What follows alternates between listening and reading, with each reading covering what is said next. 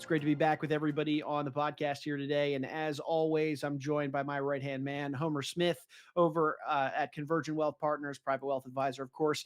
And we're going to be diving into a great conversation today. Also joining us on the podcast, a really special guest that brings a very unique perspective into not just, of course, wealth management, but life management as a whole. Joining us today is Barry Garapedian. Barry is the president, the founder, and of course, the CEO of Mag 7 Consulting. And we're going to be diving into the really unique work that Barry is doing with families as a whole. But first and foremost, before we bring Barry on, let's go ahead and say hi to the man of the hour, shall we say. Homer, good to see you today. How you doing? Hey Ryan, good to see you as always. Thanks for hosting as always. Of course, of course. And Homer, you and Barry have developed a relationship over time. Barry's doing some really unique work. I think that's just the perfect way to put it, with respect to how he's servicing clients and young adults in today's day and age. Why don't you frame up today's conversation before we throw him to the wolves and bring him on here? But why Barry? Why do we want to have him on today?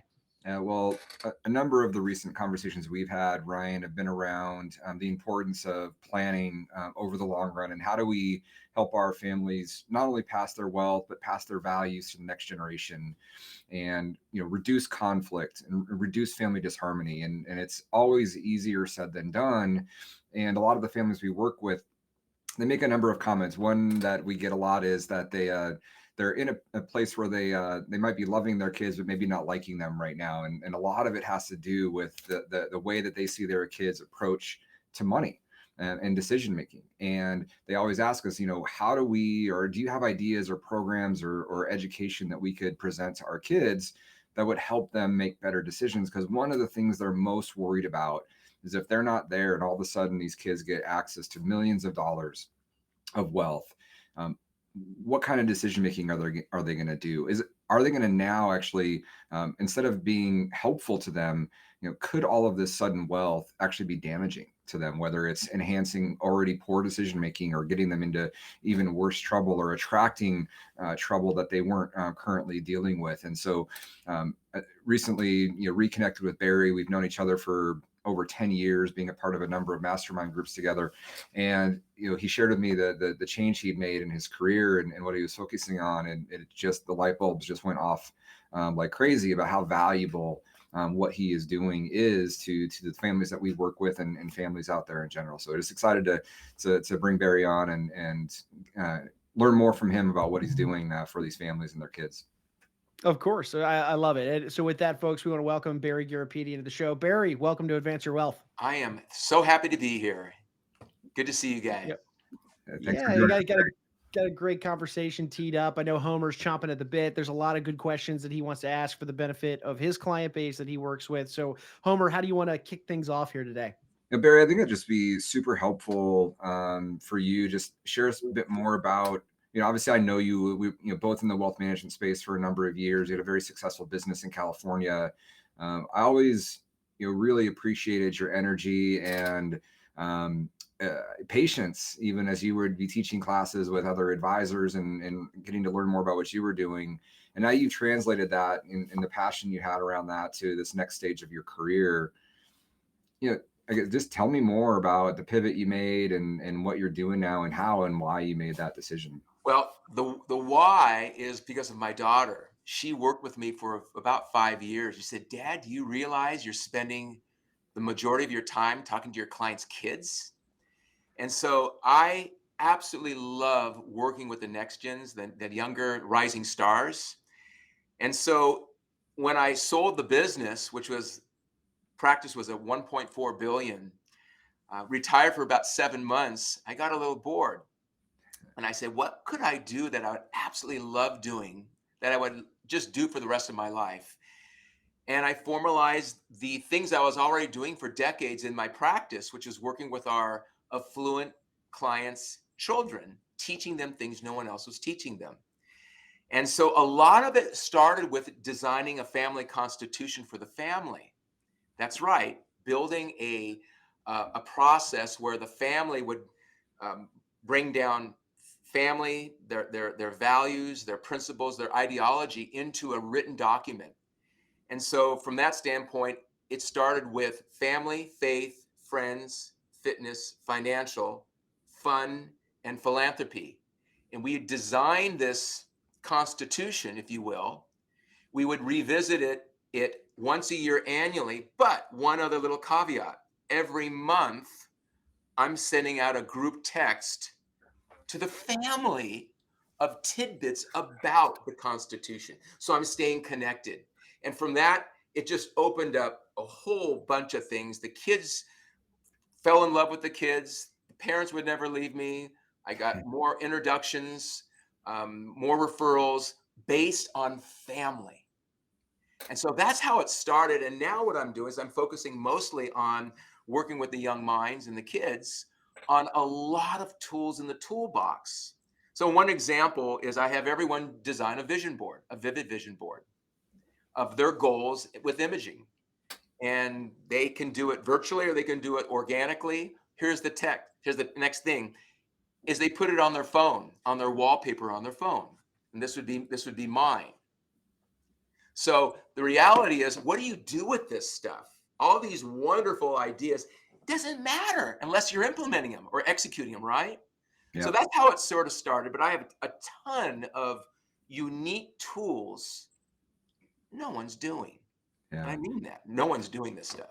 So tell me a little bit about the transformations you see. So obviously we'll get into more of the what you do with it, but I think for the families that are getting a chance to watch this and they're looking at their kids, and every kid is different and they're going to come from different experiences and different mindsets. But for those families that look at their kids and are like, hey, they're a little worried about their ability to handle some of the challenges that might be facing them in life ahead. What have you seen in some of the by far, it's confidence and it's leadership. Those two. I would start with confidence. Most of the young folks I'm seeing, they're self-deprecating themselves. Their self-image of themselves is minimal. And a lot of it had to do with COVID. But the reality is, how do you get them back feeling good about themselves and actually more confident? So we have one particular step we start everybody with, and you know this one. It's called practice going first. And we would give them tasks of doing things to initiate going first. So the first person to say good morning, the first person to shake hands, the first person in an elevator to ask everybody in the elevator, what floor, please. The point is, with that exercise, you are demonstrating leadership in a very micro way, and we are building on it. So one is get them more confident. That's just a very small little example of confidence building. But then from the standpoint of it's all about leadership and demonstrating leadership, as simple as on a birthday party, a Thanksgiving, or a holiday, take pictures, take videos. Let's do a reel. Let's do a 2 or 3 minute reel. We'll wrap it to a videographer and we'll make a 3 to 5 minute reel of that event. You're demonstrating leadership. A kid can do this. That's just a small example of, so I would say confidence, clearly take it to another level, and then demonstrating leadership. But then what about the accountability? That's another thing. We would form up a personal advisory board for the kid. Think about if you had your own board. Yeah. Where the young mind is one person and there's 4 other people. And we have a meeting once a month for 30 minutes. Every other person has a superpower that young person is aspiring to. And the kid's accountable to someone. So that would be another unique thing that most people are not doing. But then you have to have someone who's motivated to grow. Not everyone wants to grow. Yep. So those kids that want to grow, those would be a couple of the tools that we're utilizing. So when I see and I talk to families, and most of the families I work with were founder-led business owners and families. So most often they didn't come from wealth themselves. They created it and built it. But their kids have now grown up in an environment where that's not been as necessary, right? They maybe they weren't as wealthy as they are now as those kids were growing up, but they were definitely starting from a much better place and maybe didn't have to have to that family, the founder did. And I often find that they because of that, their own values, their own mentality around building wealth and growing, they want that same set of values to transfer down to their kids. But not every kid necessarily wants to be an entrepreneur or build a business, but they also want to somehow translate this desire to learn how to deal with money and not just be a trust fund baby, not just sit around waiting for the check to come in from the family business. How do you see the work that you're doing, with that confidence, leadership, accountability? How do you see that translating where, they can now handle money better and handle financial decision making better than they might have prior to working Well, in a program? the answer is they got to get a job early. Even in college, I have everyone working. And I'm a big advocate of not giving the kids too much money, to be very candid. The reality is, how do you get these kids not to be entitled, spoiled little brats? And you see that a lot, unfortunately.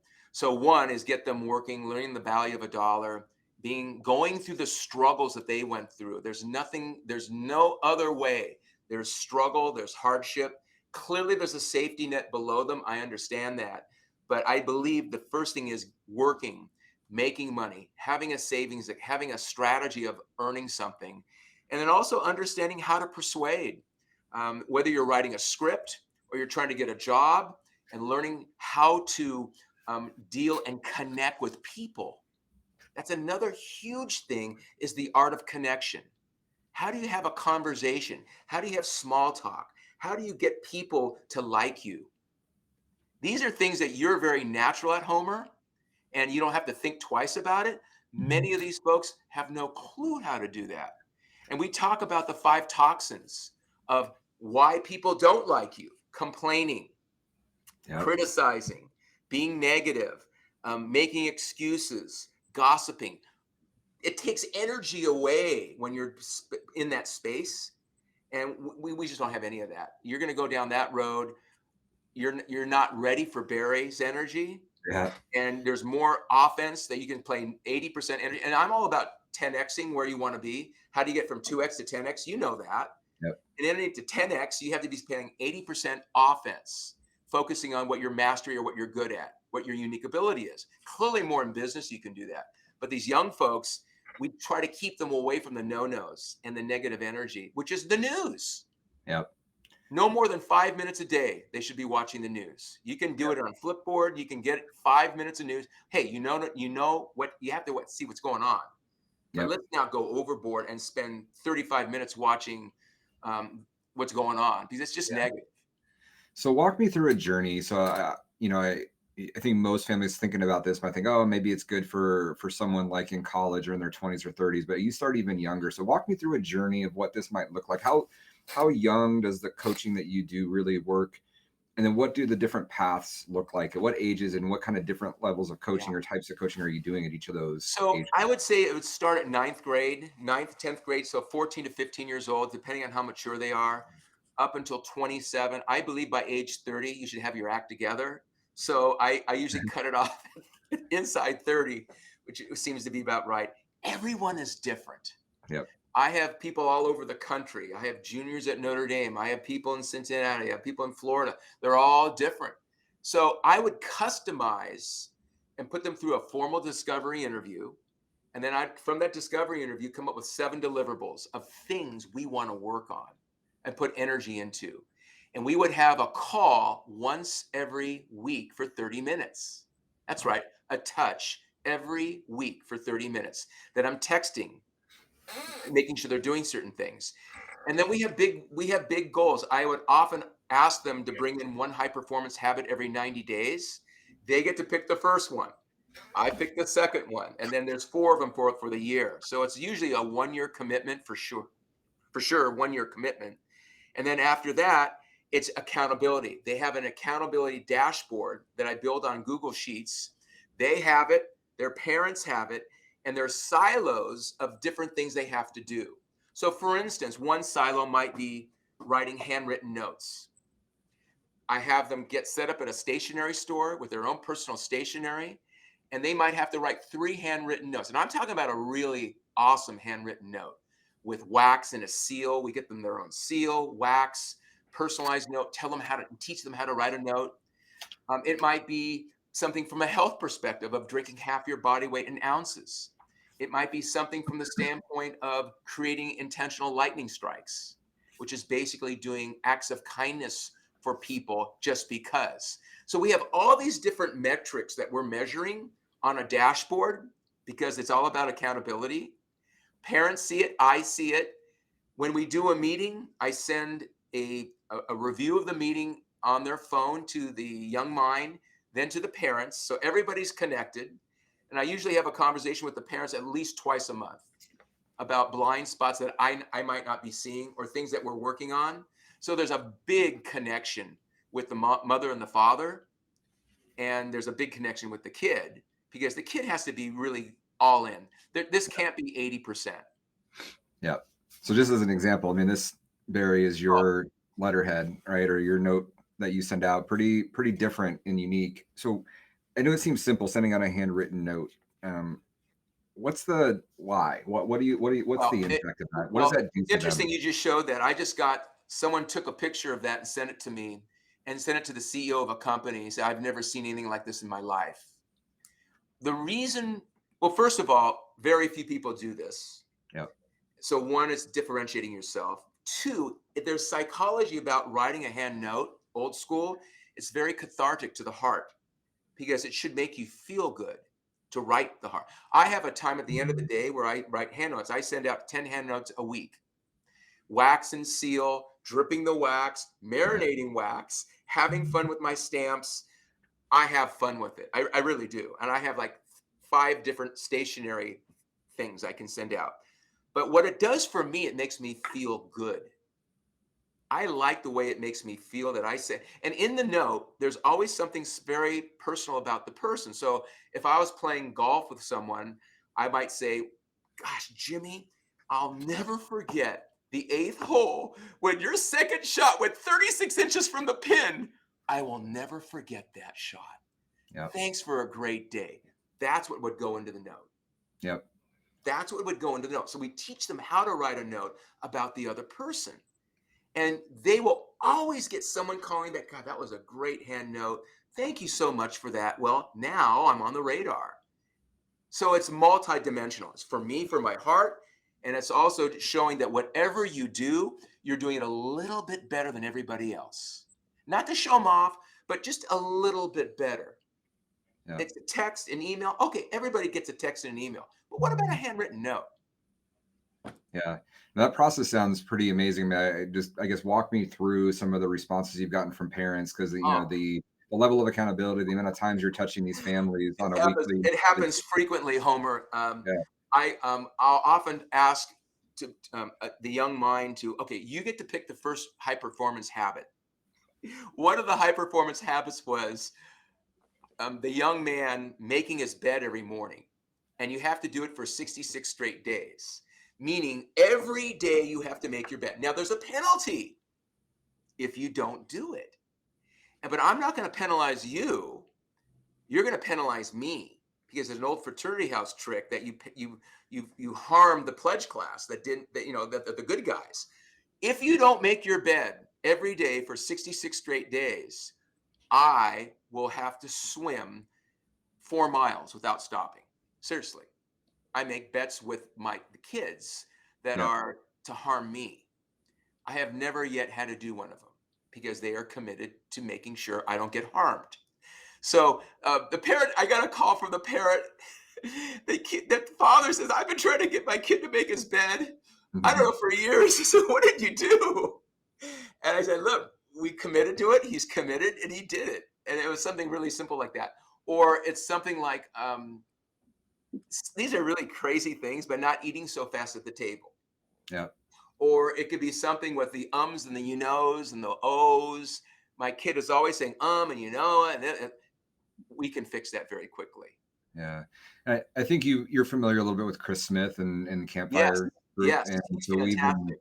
yeah, he's amazing. And we've been working on a concept, which sounds like you are very good at naturally, which is this idea of a difference between an expectation and an agreement.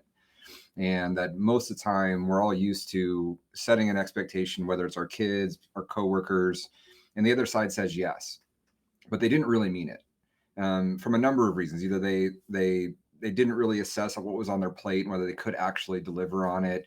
They didn't know what else might come up, or they just wanted to not say no to us, right? They just want to tell you, to shut you up even. But there's a very big difference between an expectation and an agreement. And one major difference is it's a mutual discussion, right? And it's not one-sided.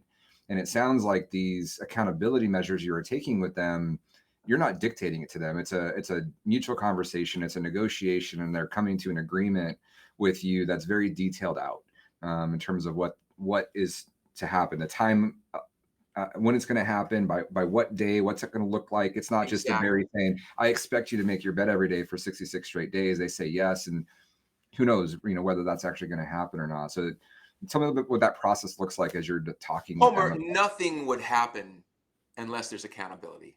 Yeah. I would tell you I'm wasting my time because it sounds so good. Yeah. I want to be like that. I want to be in shape. I want to have 6-pack or an 8-pack of abs or whatever it is. I want to do that. Hey, it's hard, guys. It's hard. It's Yeah. hard to build a business like yours. It's not easy. So we have to go through some and build some real building blocks of habits. And we have to measure your successes and your wins. And if you want to 10x your life, we start now. Not when you're 25 years old and you wasted all these years. We can start it now and front load it and talk about the things that really successful people are actually doing. How many books are you reading a year? Yeah. How about none? You're Yeah. reading their school stuff. No, you're going to read 2 books a month if you're with me, and you're going to do it by Audible. How do you do that? You're going to do 20 minutes in the morning when you're getting ready in the morning in your bathroom. It's not that complicated. You get to pick the first book. I pick the next one. Because it has to be collaborative. Yep. It So can't, tell it's not me, dictating. I'm not a teacher. yep. I'm a No, guide. that makes a ton of sense. Tell me one, I guess, it sounds like you've had a lot of success stories on this. Tell me one story of one kid that you can think of that, obviously in order for you to even work with them, you have to tell they're committed or you'll turn them away. So it's not necessarily a project that you weren't thinking they were committed, because they have to. But tell me about a project that maybe you were like, man, this is going to be a lot of work, and they turned out, I'll give you through. one right now that just comes front and center. This is a young lady, junior at Pepperdine University, extremely successful family. Father was unbelievably successful. He had everything except one thing. His daughter had no confidence. On a scale of 1 to 10, 10 being best, she was a 2. I got a hold of her and started working with her.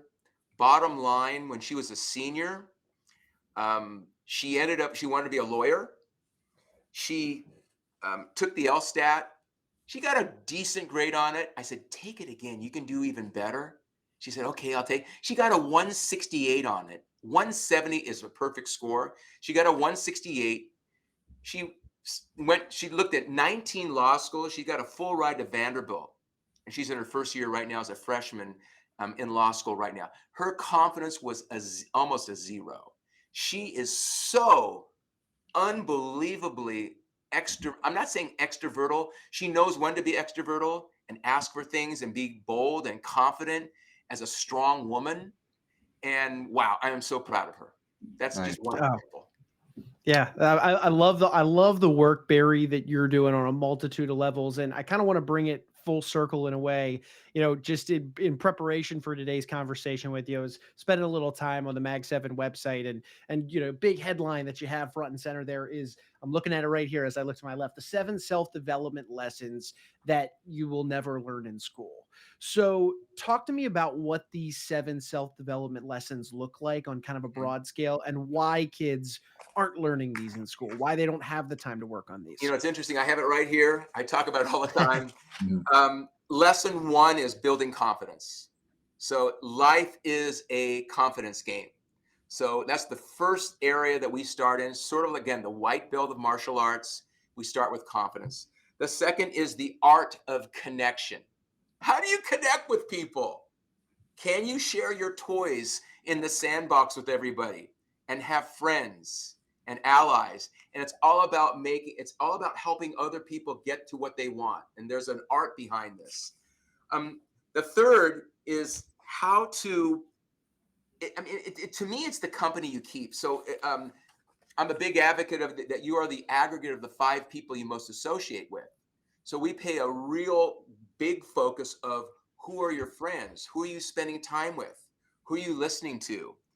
The fourth lesson is the five most deadly toxins. We have to play offense, but we also have to have big walls around us to protect ourselves from the negative stuff that's out there. So what are the negative things that are out there? Like complaining, criticizing, being negative, making excuses, gossiping. The fifth lesson is fail forward. Everybody's so scared to make a move. No, you got to get out there in the batter's box and swing. And you're going to lose. You're going to lose tennis matches. You're going to miss putts. It's going to happen. It's okay. It's the only way you're going to learn. So we talk about getting out there and failing in a good way. Lesson 6 is energy and time management. Okay, it's all about the energy that you have. What's in your battery pack at 5, 6, 7 o'clock at night? Are you fully engaged in the moment? Your diet. I'm not a dietitian, but I know enough about diet, the things you should eat and you shouldn't eat. Water consumption. And finally, lesson 7 is winning the game of life comes all the way right back to the family. A family, faith, friends, fitness, financial. Those 5, collaborating them under an umbrella and giving them each energy. That's it. No, I love this, Barry. And Barry, you've given we've thrown a lot at our audience. I know, Homer, you have a lot of conversations surrounding different family elements with your clients. Obviously, Barry's doing fantastic work with folks in this regard on a more granular level. But Barry, for anybody out there that would benefit from, let's just say, skimming the website or be opening up a dialogue with you and your team to talk about a potential fit, how this would even work for them and their family, what is the best way somebody can learn more about you and your team Well, and start that they should conversation? call Homer first, okay? Call Homer first, talk to Homer. But you could reach me at Barry at mag7consultants.com. But I think the first action step is to reach out to Homer, and then we would form a meeting to have a discovery and to see if you're a fit, because not everybody is ready for my energy. Not everybody is in a growth phase. There's lots of different places where people are. So it's not for everybody. Well, Barry, I love the fact that you're so willing to give as a part of this process as well. So, obviously, I think working with you directly is going to be a huge benefit for the right kids, right? But to your point, not everybody's a fit. But what I love about your website is you put a ton of content and information out there on all of the stuff. It's not like you're hiding it as if it's some secret that nobody else can access. And I just appreciate your willingness to put it all out there for people to browse and get a sense for what this is all about. But I definitely believe, if you're watching this, reach out to our team. We can connect you directly with Barry, and just go to the website, go to the mag7.com website and check it out. Check all the content out. And again, whether or not it's the right fit right now, I think you'll get a lot of great value out of reading his material and seeing some of the great success stories that he's been creating. Awesome. Well, hey, Barry, we appreciate you carving some time out of your busy schedule to jump on board with us today. So thank you, and best of luck to you. And of course, your team of young adults and aspiring entrepreneurs that you're working with. Love being with you guys. I love your energy as well. Keep it going. Thanks, Barry. Will do. Will do. All right, folks, we're going to take one final moment, as we always do, and thank you all for stopping by and spending some time with us on the podcast today. As always, if you learned something from today's discussion, you took a thing or two away from our conversation with Barry, make sure you hit that subscribe button on whichever platform you checked us out on today so that you don't miss out on some more great conversations just like these. I mean, whether it's a great guest that we have from Homer's network or simply just a wealth management topic that we're diving into with Homer, either way, we ultimately want to provide value for you on the show. So by subscribing, you won't miss out to some of that great content. Before Homer and Barry, I'm Ryan. We're going to go ahead and say so long today, but we appreciate you stopping by and being with us on Advance Your Wealth.